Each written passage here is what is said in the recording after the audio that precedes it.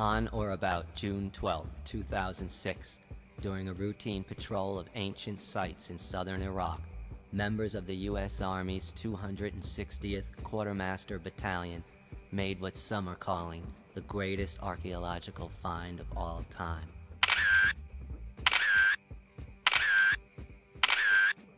Quickly transferred to nearby Talil Air Base, the find was brought to London, where a panel of Near Eastern scholars and linguists were assembled to analyze it. Almost 2 years later, many panel members are upset. They say the US and British governments have reneged on an agreement to share the discovery with the world. Despite the worst consequences possible, some panel members are talking. The find, which they call extraordinary, and having considerable repercussions for many universally held beliefs, is described as an oblong copper box containing several broken tablets written in Sumerian. Largely unreadable, one fragment scholars have translated tells the story of Ziusudra, the antediluvian Noah.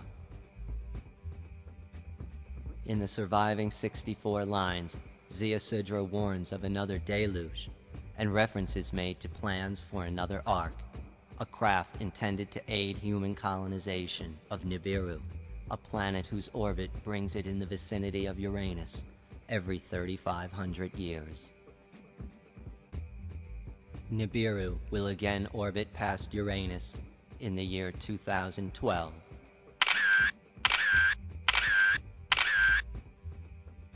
Insiders say the US and British governments are spending millions on restoration technologies, and the discovery has set off a frantic search for more tablets.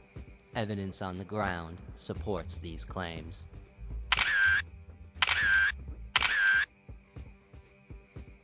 As of mid-March 2008, 6 copies of the translation have surfaced in various cities around the world: Paris, Amsterdam, Madrid, Aleppo, Karachi, and Tangiers.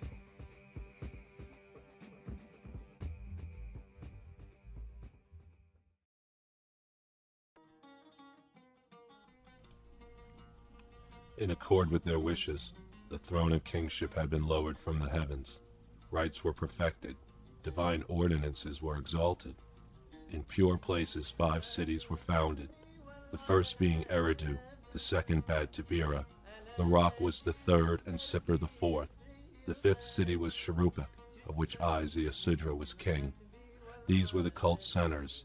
These 5 cities were designated cult centers. A clamor came from within the cult centers, a clamor that disturbed the gods. After the cities were destroyed, the cult centers were destroyed. After the deluge, the flood sent to cover all the land, the destroyer of life. And I, Ziusudra, on the high peak of Namush, arranged 7 and 7 cult vessels, heaped with reeds, cedar, and myrtle, and brought the offering to the summit to scatter the incense in every direction. And the gods smelled the sweet fragrance. They smelled the sweet fragrance and clustered around the offering like flies. Belit Ali arrived. She held up in the air the great fly ornament Anu had made in his ardor. I swear by this precious necklace of lapis, I shall be mindful of these days and never forget, not ever. When Enlil arrived, my wife and I joined the assembly of gods. He touched my brow and her brow, saying, "Hitherto Ziusudra has been a human being. Now he shall be known as Utnapishtim, and he and his wife shall become like us gods." Then we were taken far away. To the source of the great rivers we were taken, to the Gihon, Pishon, the Tigris, and Euphrates. In that faraway place we dwell. There, at the source of the 4 mighty rivers we dwell. Upon our arrival there, at the place beyond all lands, Enlil sent to me, to Utnapishtim, he did say, "You, the distant one, shall now do your Lord Yah's work.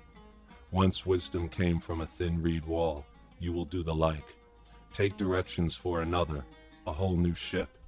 Inscribe them in tablets of lapis lazuli.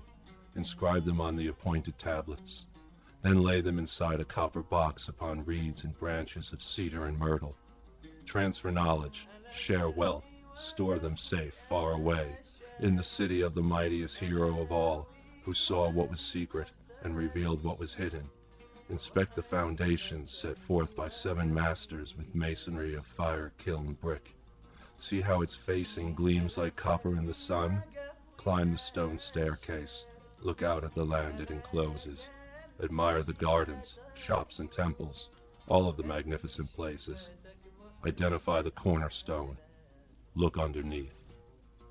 Now at that time in those days the world was still anew. When Enlil brought forth the tablets, the lands had only just dried. Reed hut, wall, wall.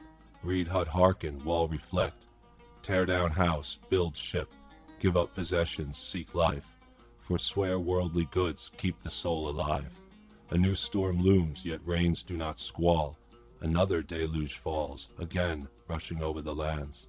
Heed warning and prepare your family's cross. Transplant joy of human hearts. Take refuge in Nibiru's embrace, the return of light in the firmament of the heavens. It has been,